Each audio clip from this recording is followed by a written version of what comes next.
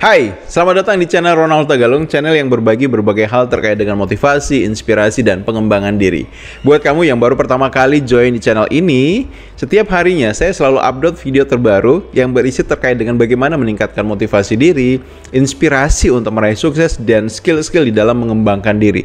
So, jika kamu berkenan, silahkan klik subscribe dan loncengnya agar kemudian kamu dapat notifikasi video terbaru saya. Oke. Pada video kali ini kita akan bahas tentang apa sih yang segera butuh kamu lakukan, khususnya ketika kamu menjadi seorang mahasiswa baru. Jadi hal-hal yang butuh kamu adaptasikan ketika kamu menjadi mahasiswa baru. Nah, menjadi seorang mahasiswa adalah hal yang bisa jadi sesuatu yang sudah kamu tunggu sejak lama dan kamu butuh strategi untuk bagaimana bisa menjalani hal itu. Kita akan masuk dari yang pertama. Hal pertama yang harus segera bisa kamu lakukan adaptasi adalah terkait dengan bagaimana kemampuan kamu dalam bergaul. Nah, ada perbedaan besar ketika kamu masih menjadi seorang siswa dan ketika kamu menjadi seorang mahasiswa.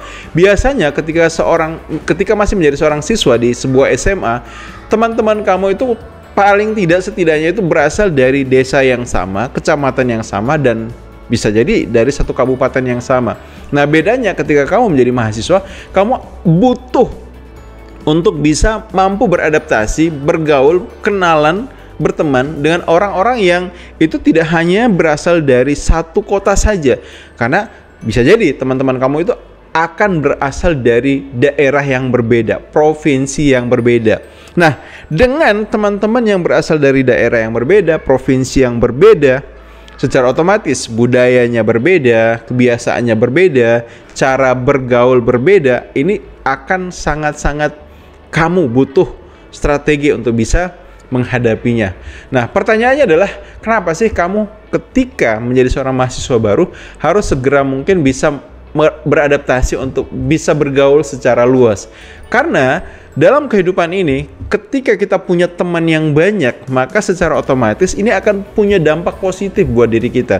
Teman yang banyak itu bisa jadi adalah cara kita untuk bisa mendapatkan misalnya pekerjaan, adalah referensi kita untuk kemudian bisa mendapatkan informasi berkaitan dengan beasiswa atau apapun, bahkan termasuk bisa jadi teman yang banyak itu salah satunya akan menjadi jodoh kamu. So, sangat penting untuk kemudian kamu sebisa mungkin sejak awal punya kemampuan untuk bisa berteman dengan siapapun, khususnya teman-teman kamu ketika kuliah.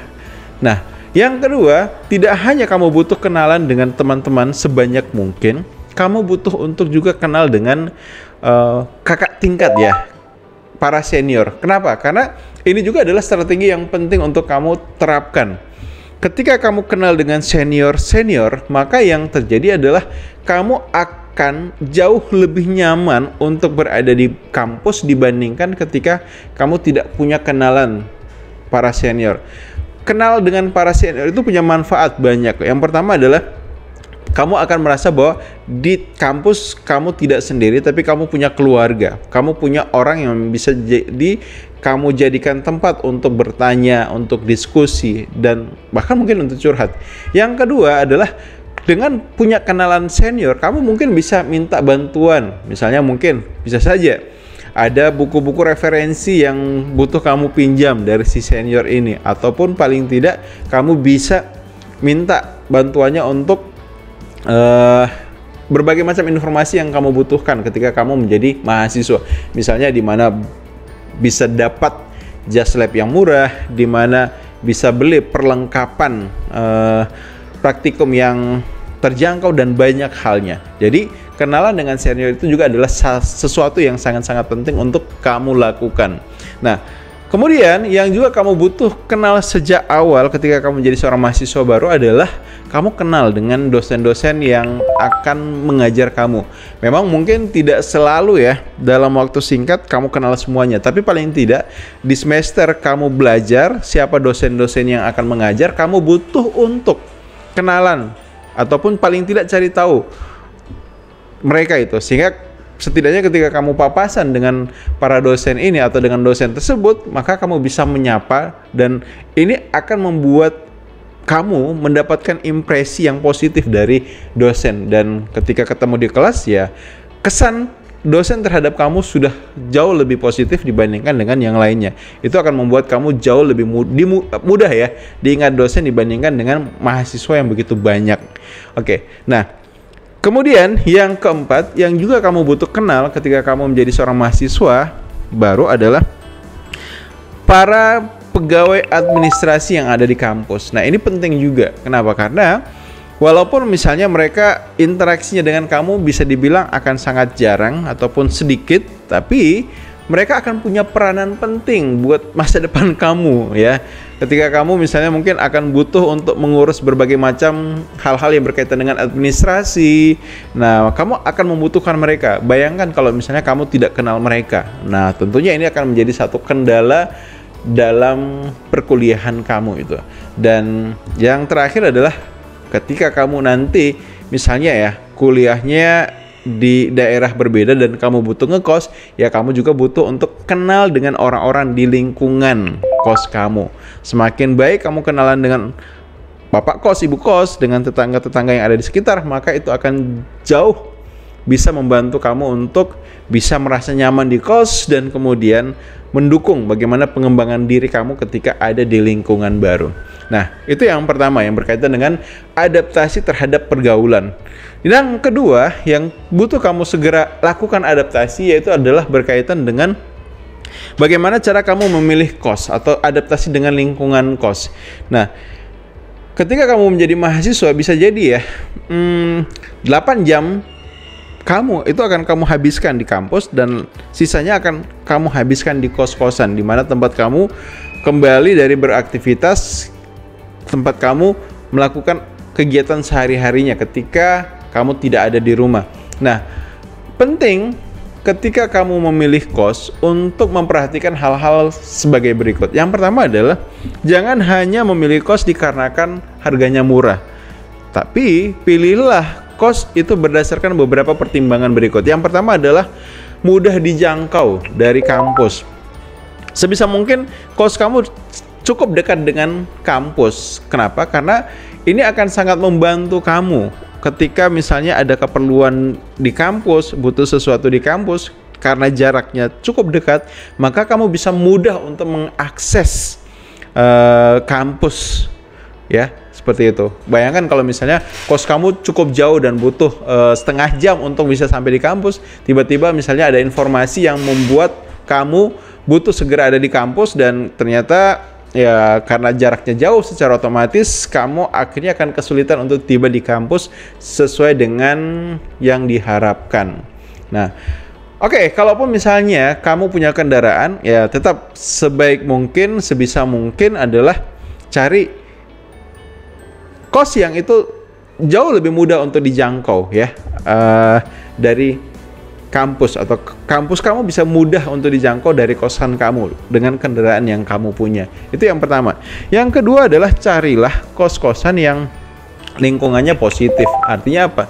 Kamu butuh melihat kos kamu itu sekitarnya seperti apa, karena setidaknya ini pun akan sangat mempengaruhi bagaimana kondisi kamu ketika belajar, kondisi kamu dalam bergaul dan sebagainya. Misalnya cari kos yang, kalau saya referensinya adalah carilah kos yang misalnya mungkin kalau kamu muslim, carilah kos yang itu dekat masjid. Nah, paling tidak setidaknya dengan dekat masjid, orang-orang yang di dekat masjid itu adalah orang-orang yang biasanya mungkin ya baik ataupun sering ada aktivitas di masjid dan sebagainya, yang itu juga akan sangat membantu untuk memastikan oke, lingkungan yang ada di sekitarnya adalah lingkungan yang positif gitu ya.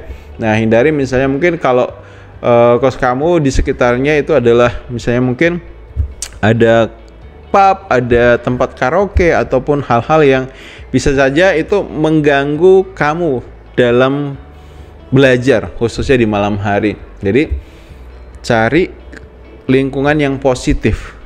Nah, yang ketiga, tidak hanya lingkungan yang positif, kamu juga butuh untuk memastikan kos-kosan kamu itu nyaman untuk ditinggali. Artinya apa? Jadi tidak harus kemudian kamarnya luas, kamarnya besar, tapi paling tidak yang pertama itu adalah yang utama berkaitan dengan ventilasi udara. Jadi udara yang ada di kamar kamu itu sirkulasinya bagus ya. Misalnya pastikan kos-kosan kamu jendelanya cukup lebar sehingga aliran udaranya juga segar. Setelah itu pastikan pencahayaannya juga bagus sehingga ketika kamu belajar,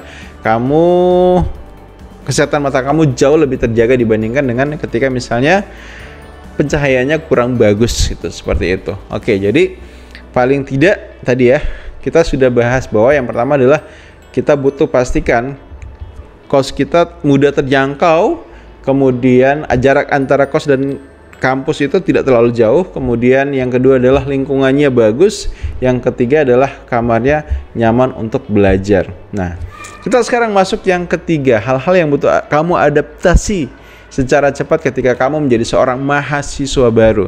Yang ketiga itu adalah berkaitan dengan bagaimana kamu menyiapkan perkuliahan dengan baik. Jadi, kamu butuh beradaptasi dengan lingkungan di sekitar kamu, khususnya misalnya kamu ketika kuliahnya itu di kota yang baru, ya, di mana kamu bisa dapatkan buku-buku referensi, di mana kamu butuh makan, maka kamu tahu itu kamu harus cari di mana, ataupun misalnya ketika kamu butuh untuk beli peralatan lab, kamu bisa tahu tempatnya di mana. Nah, itu semua adalah hal-hal sederhana yang juga akan sangat membantu kamu ketika menjadi seorang mahasiswa.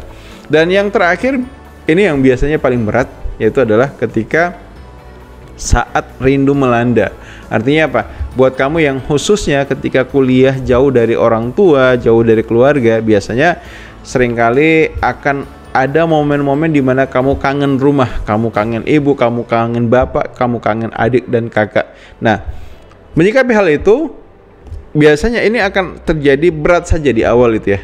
Ketika mungkin 1 minggu, 2 minggu, atau paling tidak rentang dalam 1 bulan ketika kamu pisah. Karena setelah itu kamu akan mulai bisa beradaptasi, akan mulai bisa menerima kondisi itu, ditambah lagi dengan aktivitas kamu sebagai mahasiswa, ini akan membuat kamu bisa menjalaninya dengan ya lebih baik lagi itu, tanpa kemudian merasa baper dan sebagainya. Nah, paling tidak sebenarnya tetap yang harus kamu pastikan adalah seminggu sekali kamu keep kontak ya.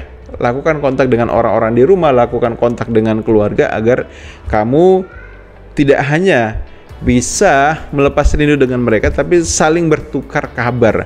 Orang tua kamu, kakak ataupun adik kamu juga ingin tahu bagaimana kabar kamu di tempat kos-kosan kamu, dan kamu bisa cerita aktivitas kamu ketika di kos-kosan maupun di tempat kuliah kepada mereka. Ini akan membuat suasana menjadi jauh lebih nyaman buat semua orang, dan kamu bisa menjalani ya peran kamu sebagai mahasiswa dengan baik di situ.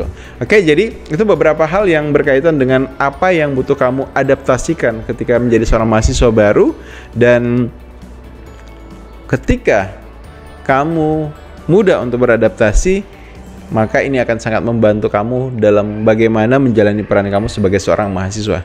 Semoga video ini bermanfaat dan sampai jumpa di video lainnya. See you.